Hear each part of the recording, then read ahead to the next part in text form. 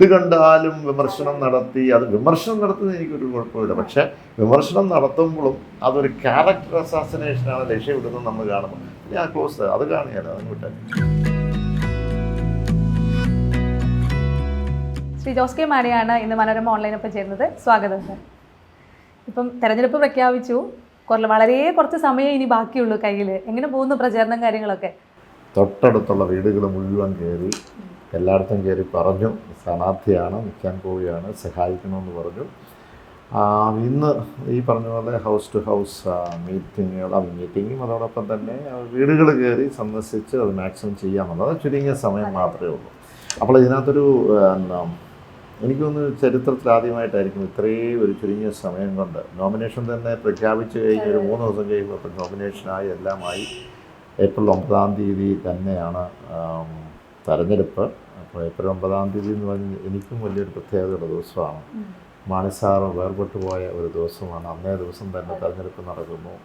മാണിസാറ് അച്ചാച്ചൻ എന്നാണ് ഞാൻ വിളിക്കുന്നത്. അപ്പോൾ അച്ചാച്ചൻ ഇനി 7 വർഷമായി പാലാ വേർപെട്ടു പോയി, പാലായിൽ നിന്ന്. അപ്പോൾ തിരിച്ച് പാലായിലേക്ക് തന്നെ ഏപ്രിൽ 9-ാം തീയതി തിരിച്ചു വരും, തിരിച്ചു പിടിക്കും എന്നുള്ളതാണ് ഞങ്ങളുടെ വിശ്വാസം. മാണിസാറിനുള്ളൊരു സ്നേഹ സമ്മാനം, മാണിസാറിനുള്ളൊരു സ്നേഹ സമ്മാനമാണെന്ന് പറഞ്ഞു. അപ്പോൾ എങ്ങനെ പ്രചരണമൊക്കെ ഇപ്പം വീടുകൾ കയറുന്നു എന്നൊക്കെ പറഞ്ഞു? എല്ലാം ഇന്നത്തെ വീടുകൾ എന്തെങ്കിലും പ്രത്യേകിച്ച് പ്ലാനൊക്കെ ഉണ്ടോ? വീടുകൾ ഏറ്റവും കൂടുതൽ സന്ദർശിക്കുക. പക്ഷേ നമുക്കറിയാം ലിമിറ്റേഷനുണ്ട്, കാരണം ഇത്രയേ ഉള്ളൂ, ചുരുങ്ങിയ സമയമേ അത് നമ്മുടെ വീടുകൾ എല്ലാവരും, ഞങ്ങളുടെ കുടുംബക്കാരും എല്ലാവരും ഒക്കെ ഓരോ സ്ഥലത്തൂടെ കയറുക എന്നുള്ളതാണ് ലക്ഷ്യം. ഇങ്ങനെയാണ് വിജയപ്രതീക്ഷ. ഒരു 3 സ്ഥാനാർത്ഥികളും അറിയപ്പെടുന്ന സ്ഥാനാർത്ഥികളാണ്. എങ്ങനെയാണ് ഒരു പ്രതീക്ഷ? എന്താണ്? തീർച്ചയായിട്ടും അതിനകത്ത് ഒരു സംശയവുമില്ല. അത് പ്രതികരണങ്ങൾ ഞങ്ങൾക്ക് കിട്ടുന്നുണ്ടല്ലോ. ആ പ്രതികരണത്തിൽ കഴിഞ്ഞ പ്രാവശ്യത്തെ പോലെയല്ല, പക്ഷേ നല്ലൊരു പ്രതികരണമാണ്.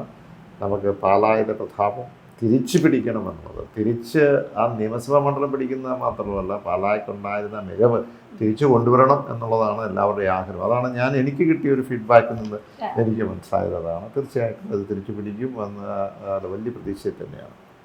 പാർട്ടി ചെയർമാനാണ്, പാലയിൽ മാത്രം ഒതുങ്ങിക്കൂടാൻ പറ്റില്ല, കേരളത്തിൽ അങ്ങോളം ഇങ്ങോളം സഞ്ചരിക്കണം. എങ്ങനെ മാനേജ് ചെയ്യും ഇതൊക്കെ? അത് വലിയൊരു പ്രയാസമുള്ള കാര്യമാണ്. ടൈം മാനേജ്മെൻറ്റ് എത്ര മാനേജ് ചെയ്യാൻ നോക്കിയാലും നടക്കില്ല. കാരണം അവിടെ പോകും, ഇവിടെ പോയി, ഇനി അന്നെ കാണണം, ഇതിൻ്റെ ഇടയ്ക്ക് കൺവെൻഷൻ മറ്റു നിയമസഭാ മണ്ഡലങ്ങളിൽ വിളിച്ചു, അവിടെ പോകുന്നത് അത് കേരള കോൺഗ്രസിന് മാത്രം പോയാൽ പോലല്ലോ, മറ്റ് പ്രദേശങ്ങളിൽ പോകുന്നുണ്ട്. അതുകൊണ്ട് അതൊരു ഈ ഷോർട്ട് ടൈമിന് വെരി വെരി ഡിഫിക്കൽട്ടായിട്ടുള്ള ഒരു ടാസ്ക്കാണ്. എങ്കിലും പറ്റുന്ന രീതിയിൽ നമ്മുടെ നേതാക്കന്മാരൊക്കെ പാലായുന്നുണ്ട്. അപ്പോൾ അവരും മാനേജ് ചെയ്യുന്നു എനിക്ക് വേണ്ടി. പക്ഷെ മറ്റുള്ള സ്ഥലങ്ങളിൽ പറ്റുന്ന രീതിയിൽ ഒക്കെ പോകാനുള്ള ടൈമൊക്കെ ഇങ്ങനെ കറക്റ്റ് എഴുതി വെച്ച് 6 മണിക്ക് ഇവിടെ 7 മണി അത് ടൈമൊക്കെ മാറി പോകും. കാരണം നമ്മൾ ഉദ്ദേശിക്കുന്നില്ല, അവിടെ ചെല്ലുമ്പോൾ ഇവിടെ ഇവിടെ വരുമ്പോൾ അങ്ങോട്ട് പോകും, അങ്ങനെ ഓരോന്നും പറഞ്ഞു പോകുമല്ലോ. അതുകൊണ്ടാണ് അങ്ങനെ വരുന്നത്. ഇപ്പം ചൂട് കാലമാണ്. ചൂട് കാലത്ത് പുറത്തൊന്നും ഇറങ്ങിയാൽ തന്നെ നമുക്ക് 5 മിനിറ്റ് പോലും പുറത്ത് നിൽക്കാൻ പറ്റൂല. അപ്പൊ എങ്ങനെ ഈ ആരോഗ്യമൊക്കെ എങ്ങനെ ശ്രദ്ധിക്കുന്നില്ല? ഒന്നും നമ്മൾ ആ ഫ്ലോയിലങ്ങ് ഇറങ്ങി കഴിയുമ്പോൾ ചൂടങ്ങ് മറന്നു പോകും. ആവേശത്തിൽ മറന്നു. പ്രത്യേകിച്ച് ആളുകൾ കൂടുതൽ വരുമ്പോൾ അതൊക്കെ അങ്ങ് മറന്നു പോകും. ഇങ്ങനെ അതുകൊണ്ട് വലിയ പ്രശ്നമില്ലാതെ പോകും. പക്ഷേ ചൂടുണ്ട്, കൂടുതൽ വെള്ളം കുടിക്കുക എന്നുള്ളതാണ്. ഇത്രയും കാലമായിട്ട് തെരഞ്ഞെടുപ്പ് രാഷ്ട്രീയത്തിൽ ഒരുപാട് കാലമായിട്ടുണ്ട്. താങ്കൾ MBA പഠിച്ചു വന്ന ഒരാളാണ്. എന്തായിരുന്നു ശരിക്കും രാഷ്ട്രീയത്തിലേക്ക് കയറാനുള്ള ആ ഒരു ഹുക്ക് പോയിന്റ് എന്തായിരുന്നു? അച്ഛൻ രാഷ്ട്രീയത്തിലുണ്ട്, അതൊക്കെ കണ്ട് വളർന്നതാണ്. എന്നാൽ പോലും നമുക്ക് ഉള്ളിൽ നിന്ന് ഒരു ഹുക്ക് വരുമല്ലോ, ഞാനും ഇങ്ങനെയാണ്, ജനങ്ങളെ സേവിക്കലാണ് എൻ്റെയും ഒരു രീതി എന്നൊരു ഹുക്ക് പോയിന്റ് എന്തായിരുന്നു? അതെ, എപ്പോഴും ഞാൻ ഒരു ഡിഗ്രി കഴിഞ്ഞു, MBA കഴിഞ്ഞു, ഒരു ജോലിക്ക് പോകണം എന്നുള്ളതുണ്ട്. ആ ജോലിക്ക് പോകുന്നതിന് മുമ്പ് രാഷ്ട്രീയത്തിലേക്ക് വരണം എന്നുള്ളതൊക്കെ ഒത്തിരി പേരുടെ ഒരു സമ്മർദ്ദമൊക്കെ ഉണ്ടായിരുന്നു. അത് വരാൻ മേലെ എന്നൊക്കെ ചോദിച്ചു. പക്ഷേ എന്നെ സംബന്ധിച്ചോളം ഏതെങ്കിലും ഒരു സ്ഥലത്തൊരു ട്രെയിനി ആയിട്ട് കുറച്ച് നാളൊന്ന് ജോലി ചെയ്യണം. അത് പ്രാക്ടിക്കൽ എക്സ്പീരിയൻസാണ്. ട്രെയിനി എന്ന് പറയുമ്പോൾ ഒരു ബോർഡ് വെച്ചിട്ടുള്ള ട്രെയിനി അല്ല. പക്ഷേ എന്നിരുന്നാലും ഏത് കമ്പനി, ഇപ്പോൾ ഒരു മൾട്ടിനാഷണൽ കമ്പനിയാണ്, you are allowed to make mistake അല്ലേ.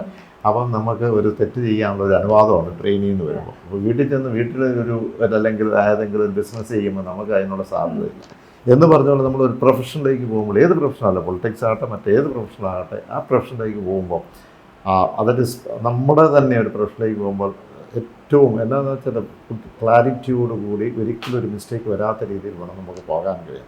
അപ്പോൾ ആ സ്പാർക്ക് എനിക്ക് വന്നത് എന്നാന്ന് ചോദിച്ചാൽ, ഞാനിപ്പോൾ ജനിച്ചത് തൊട്ട് ഈ പറയുന്ന പൊതുപ്രവർത്തന രംഗത്ത് അച്ചാച്ചനെ കണ്ടാണ്. അപ്പോൾ തീർച്ചയായിട്ടും ഞാൻ ചെറുപ്രായത്തിൽ ഞാനെപ്പോഴും എന്താണ് നടക്കുന്നതെന്നൊക്കെ ഞാൻ എപ്പോഴും നോക്കാറുണ്ട്. എന്താണ് ആൾക്കാർ വരുന്നു, കാണുന്നു, പോകുന്നു, ഫോൺ വിളിക്കുന്നു, അന്ന് റോട്ടറി ടൈപ്പ് ഫോണാണ്, അതൊക്കെ കണ്ടുപോകുന്നു. അപ്പോൾ അവസാനം നമ്മൾക്കൊരു ഈ കാര്യങ്ങൾ ചെയ്ത് കഴിയുമ്പോൾ അയക്കാൻ ഒരു സാറ്റിസ്ഫാക്ഷൻ അച്ചാച്ചൻ്റെ മുഖത്ത് എനിക്ക് കാണാൻ കഴിയുന്നുണ്ട്. അപ്പോൾ ആ ഒരു സാറ്റിസ്ഫാക്ഷൻ ഇപ്പോഴും എനിക്കും കിട്ടുന്നുണ്ട്. വിജയമോ പരാജയമോ ഒന്നുമല്ല, പക്ഷേ നമ്മൾ ഒരാളെ സഹായിക്കുന്നു, നമ്മൾ ഒരു കാര്യം ചെയ്തു കൊടുക്കുന്നു. ചിലപ്പം 1000 പേര് വന്നെങ്കിൽ ചിലപ്പോൾ 600 പേർക്കായിരിക്കും നിങ്ങൾ ചെയ്തു കൊടുക്കുന്നത്.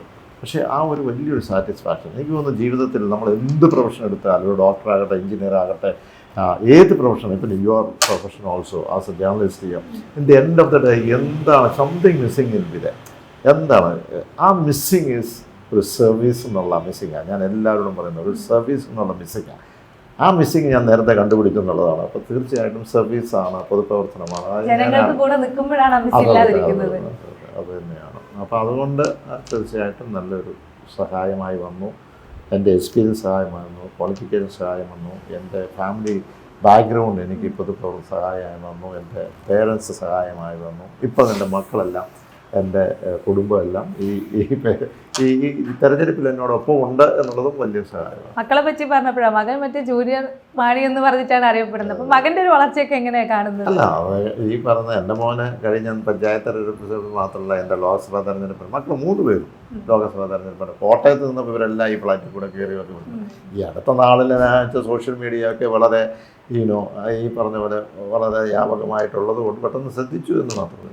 അത് ശരിക്കും ഈ സോഷ്യൽ മീഡിയയുടെ ഉപയോഗമൊക്കെ ഒരു പോസിറ്റീവായിട്ട് തോന്നിയിട്ടുണ്ടോ? ഈ പോസിറ്റീവ് സോഷ്യൽ മീഡിയ വളരെ പോസിറ്റീവായിട്ട് നമുക്ക് കാണാൻ പറ്റും.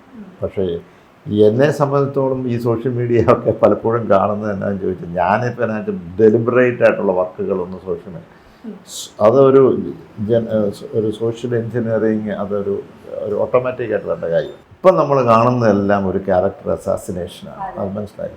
അത് ആരെയും ഒന്ന് മോശക്കാരനാക്കുക എന്നുള്ളത് അതൊരു നെഗറ്റീവായിട്ട് പല സ്ഥലങ്ങളും ഞാൻ കാണുകയാണ്. അതുകൊണ്ട് ചില സമയത്ത് പോസിറ്റീവേക്കാൾ കൂടുതൽ നെഗറ്റീവാണ്. കാരണം ഇതിൻ്റെ പരിപാടികൾ മാത്രമാണോ? അല്ലല്ലോ. നമ്മൾ ജെന്യുവനായിട്ട് കാര്യങ്ങൾ ചെയ്യുക എന്നുള്ളതാണ്. പക്ഷെ ചില ആളുകൾക്ക് ഇത് കാര്യങ്ങളൊന്നും ചെയ്യേണ്ട, മറ്റു കാര്യങ്ങൾ ചെയ്താൽ മതി. എപ്പോഴെങ്കിലും സങ്കടം തോന്നിയിട്ടുണ്ടോ അങ്ങനെ എന്തെങ്കിലും പോസ്റ്റോ അല്ലെങ്കിൽ വീഡിയോകളോ അങ്ങനെ എന്തെങ്കിലും? ആദ്യ ഘട്ടത്തിലൊക്കെ തോന്നുമായിരുന്നു. കാരണം അതുപോലെ മോശമായിട്ടുള്ള അതുകൊണ്ട് ഫാമിലിയെ പറ്റി പറയും, മക്കളെ പറ്റി പറയും, ഇതൊക്കെയുണ്ട്.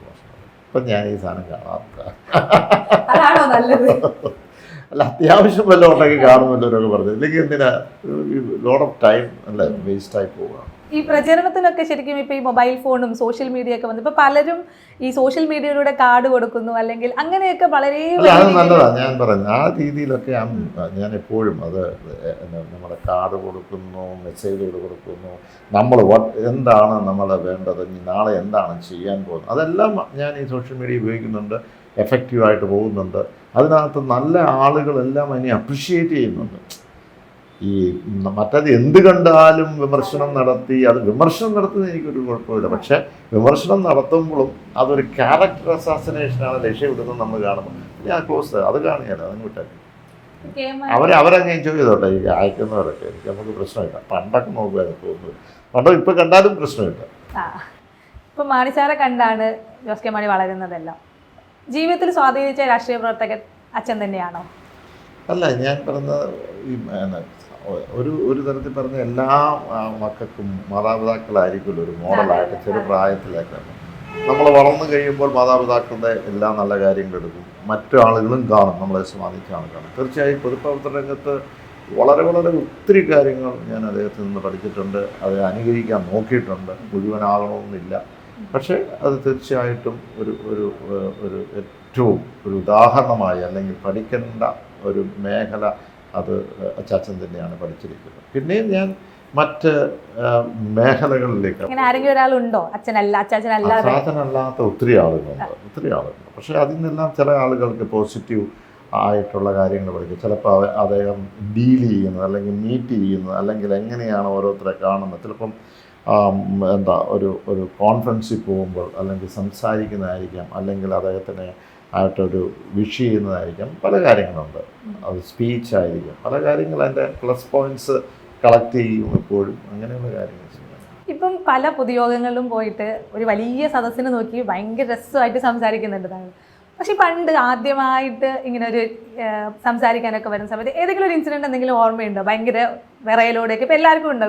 അങ്ങനെയില്ല. പക്ഷേ ഇപ്പോഴത്തെ ആദ്യഘട്ടത്തിലൊക്കെ ഈ രാഷ്ട്രീയ പ്രസംഗം പറയുമ്പോൾ ഞാൻ ടു ദ പോയിന്റ് പറഞ്ഞ് പെട്ടെന്ന് നിർത്തും. അപ്പോഴത്തെ ആൾക്കാർ പറയും, അയ്യോ ഞാൻ ചിലപ്പോൾ 10-15 മിനിറ്റ് കൊണ്ടങ്ങ് തീർന്നു. അയ്യോ ഇത് 1 മണിക്കൂർ പ്രസംഗിക്കാനാണോ ഉള്ളതെന്ന് പറയുമ്പോൾ ഞങ്ങൾ അയ്യോ 1 മണിക്കൂർ പ്രസംഗിക്കാനുണ്ടോ, അപ്പോൾ പിന്നെ ഇനി എന്ത് പറയാൻ പറ്റും അതെന്നൊക്കെ അങ്ങനെയുള്ളത്. പക്ഷേ കാഷ്വലി ആയിട്ട് പോകും. ഞാനല്ലെങ്കിലും അധികം പ്രസംഗങ്ങൾ പറയുന്ന ഫാക്ട്സ് പറയുക, കാര്യങ്ങളിലേക്ക് കിടക്കുക, കമ്മ്യൂണിക്കേറ്റ് ചെയ്യുക എന്നുള്ളതാണ്.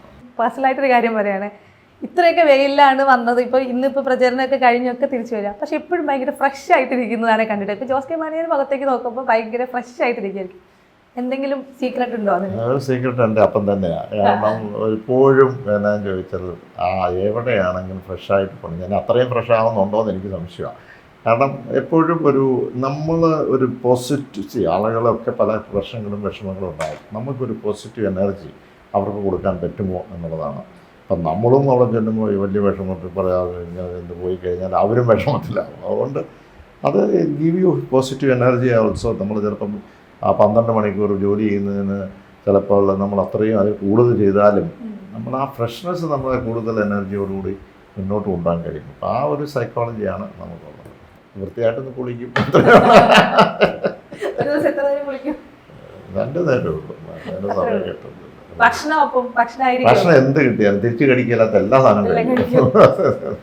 ഇപ്പൊ ഈ പ്രചരണത്തിന്റെ ഭാഗമൊക്കെ ആയിട്ട് നമുക്ക് പലയിടങ്ങളിലും പോകേണ്ടിയൊക്കെ വരുമല്ലോ, അപ്പൊ ആ സമയത്ത് ഈ ഭക്ഷണ കാര്യങ്ങളൊക്കെ എങ്ങനെയാണ്? ഭക്ഷണ കാര്യങ്ങൾ ഇപ്പോൾ ഒരു കാര്യമുള്ളത്, ഈ പ്രചരണത്തെ ഞങ്ങളോട് പറഞ്ഞിരിക്കുന്നത്, പക്ഷെ ഭക്ഷണം കിട്ടാതെ വരും. കാരണം ചിലപ്പോൾ 2 മണി 3 മണി ഉച്ചയ്ക്ക് 4 മണി കിട്ടുമ്പോൾ കയറി കഴിച്ചോളാം എന്നുള്ളതാണ്. അപ്പോൾ എവിടെ കിട്ടിയാലും കഴിക്കും. അത് തട്ടുകടയിലാണെങ്കിലും വീട്ടിലാണെങ്കിലും ഞങ്ങൾ എടുത്ത് കഴിക്കും. പിന്നെ അങ്ങനെ റെസ്ട്രിക്ഷൻസ് ഒന്നുമില്ല. പിന്നെ നാടൻ ഫുഡ് വലിയ ഇഷ്ടമാണ്.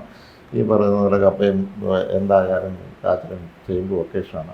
പക്ഷേ നമ്മൾ പുറത്ത് പോവുകയാണെന്നുണ്ടെങ്കിൽ അവിടുത്തെ ഭക്ഷണം, എവിടെ തമിഴ്നാട്ടിൽ വിദേശത്ത് പോകാൻ അവിടെ പോയി കേരളത്തിലെ ഭക്ഷണം ഒന്നും പറഞ്ഞ് നിൽക്കുകയില്ല.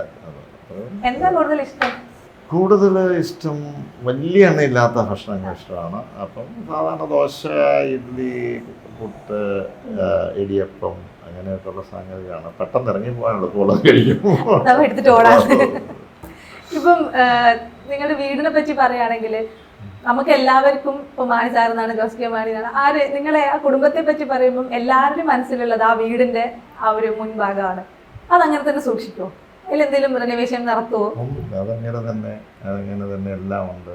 അതിനകത്ത് ഒരു ചേഞ്ചും ഒന്നും ഓരോന്നും നടത്തിയിട്ടില്ല.